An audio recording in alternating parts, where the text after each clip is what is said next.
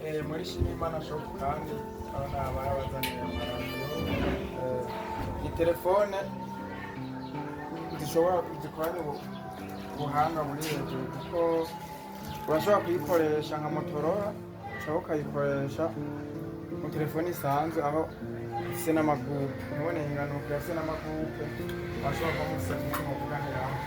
Iyi ni telefone yo ubwayo afise accessoire yayo ikaba ari bateri, ibateri bashiramo kugira ishobore kuba yokwaka, uyishiramo ngaha ugaca winjiza no mu kurikuramo ufyonda ngaha ugaca ukwega urakuramo. Kaba kandi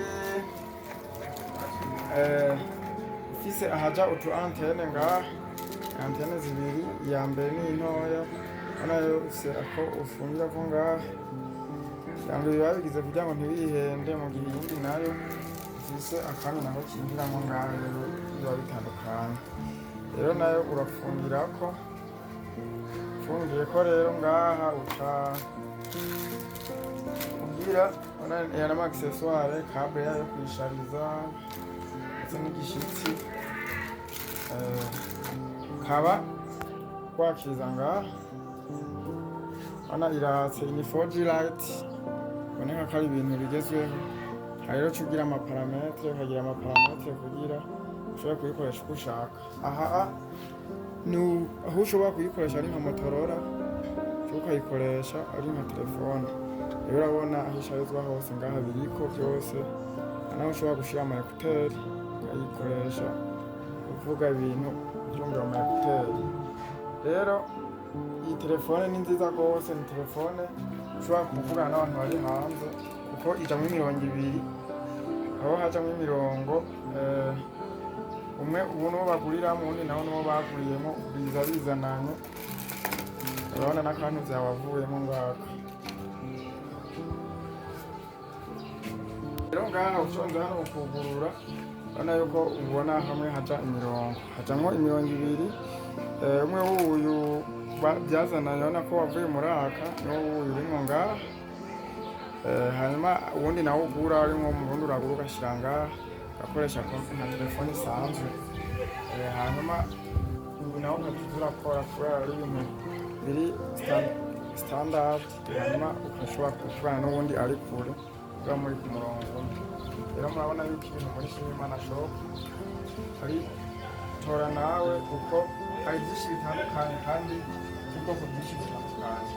Kaze mugurira ibintu muri Shimimana shop. Ikaba kandi ifise akantu ushobora kugira ukugarirako kugira uyambare nk'ahantu, ariko ifise n'utuburo uca wugara, ifise tournevis. Rero naje ngaha nayo mfise ifise tournevis, ukaca wugarirako ngaha, hanyuma aka kagozi nako ukagacishamo ngaha wugarirako kugira ushobore kuba wokwenene. Rero aha hugurura ni naho wongera hakazimya telefone wahitamo kuyikoresha weneneka ngaha hose ugashirako kubera akarongo aya mavisi yaho. Kaze muri Shimimana shop, aho ubona ko bazaniye megafone nziza cane, aho ba bantu bagenda bamenyeza bavuga amakuru canke bagira amatangazo, aho bashobora gukoresha izi megafone bariko baragenda, canke se bamwe bakoresha mu rusengero bakamanika nko ku rusengero kugira ngo amajwi azaragera kure. Urabona yuko ari nini gose, iyi niko bashobora kumanika hanze bakaza barumva abandi barimo hanze canke ari ahantu hari abantu benshi. Rero izi megafone murabona ni megafone zimeze neza gose kuko zakozwe kugira ngo zifashe muri ubwo butumwa, aho ubona zifise n'ibindi byose bigenda bijana, aho twavuga akabateri, zirafise agakable ko gushariza iyo bateri ryayo ikaba ari aho uca ufata iyi megafone ukugurura ngaha, ugurugira nko ugaca uduza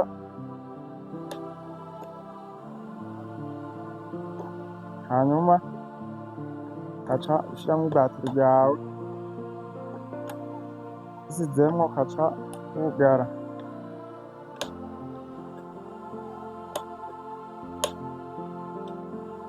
Uhejeje kwugara aja ngaha, hano harimwo urashobora gushiramwo USB, urashobora gushiraho uvuga canke ugashira aho ushobora kugira gutabaza iyo bita silent.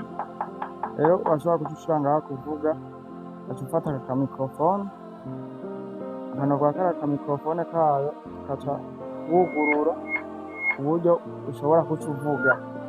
Urumva ko uvuze ibintu birumvikana gose. Mu gihe udakunda kuguma ugafashe, uca ugashirako ngaha, urabona hariho ahantu haba harasigaje no ngaha ugashobora kugashirako kugira ngo uze uravuga utarinze kuguma ugafashe. Rero ivyo uvuye ngaho uragira, urabona yuko mu gihe ushobora kuba ushaka nko kuyimanika ahantu, irafise câble yayo, urashobora guca ushiramwo muri utu tuntu baba baragikoreye, ugashiramwo kugira ngo uyimanike nk'ahantu canke uyambare mu gihe uriko urakora ibikorwa bitosaba kuguma uyifashe mu ntoki. Rero urabona yuko ari vyiza cane ku bakeneye izi megafone, zirahari ku bwinshi, ziri niyo bashoboye kugira kugira ngo zire nka maonyesho, naho zirahari ku bwinshi.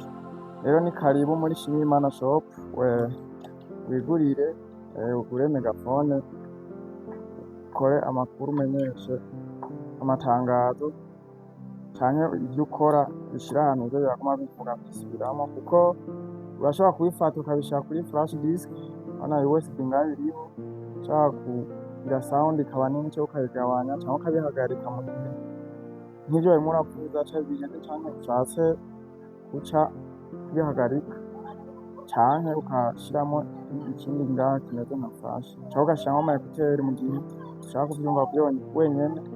Urabona ko ngaha hariho n'ahantu ushobora guhindura mode, namba ushira muri USB, ushira kuri SD card canke memoire, harimwo igishitsi cayo, canke ukabikoresha mu bundi buryo bwa live, aho uvuga vyose bigenda direct. Rero kaze muri Shimiyimana shop, urabona harimwo ibintu vyinshi, amabaro n'ibindi vyose bitandukanye, kugira ngo muraza arabereka kimwe kimwe aho kigenda kigize.